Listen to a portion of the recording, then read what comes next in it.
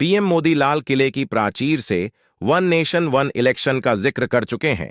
मार्च में कोविंद कमेटी इसकी सिफारिश कर चुकी है और अब मोदी सरकार 3.0 के 100 दिन पूरे होने पर यह चर्चा और ज्यादा तेज हो चुकी है।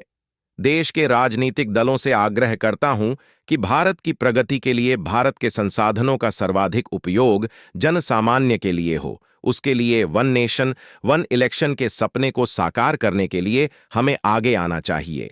वन नेशन वन इलेक्शन यह वह वादा जिसका जिक्र बीजेपी के घोषणा पत्र में था और अब मोदी सरकार 3.0 के 100 दिन पूरे होने पर चर्चा तेज की।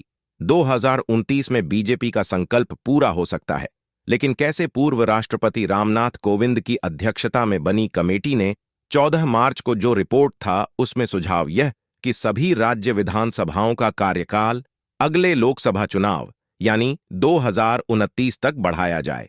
हंग असेंबली नो कॉन्फिडेंस मोशन होने पर बाकी 5 साल के कार्यकाल के लिए नए सिरे से चुनाव हो सकते हैं। पहले फेज में लोकसभा विधानसभा चुनाव एक साथ हो, दूसरे फेज में 100 दिनों के भीतर लोकल बॉडी के इलेक्शन हो। और खबर यह कि इस बार मोदी सरकार किसी भी कीमत पर वन नेशन वन इलेक्शन को लागू करना चाहती है। एक देश एक चुनाव होना चाहिए, उसकी ओर आस्था सरकार बढ़ रही है और देश का मन भी उस तरफ बढ़ रहा है। आने वाले दिनों में यह होगा सवाल ये कि एक देश एक चुनाव से होगा क्या? साल 2018 में लॉ कमीशन ने ड्राफ्ट तैयार किया।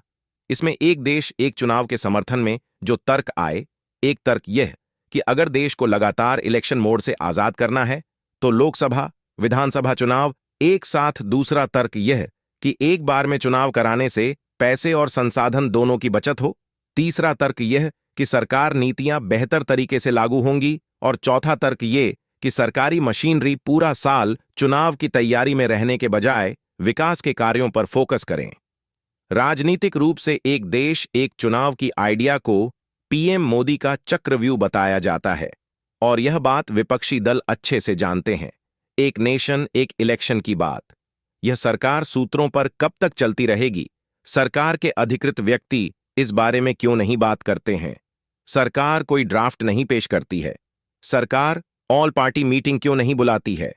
असलियत यह है कि तमाम ऐसी विधानसभाएं हैं जिनको आप भंग नहीं कर सकते हैं। असलियत यह है कि शगुफा बार बार छोड़ा जाता है।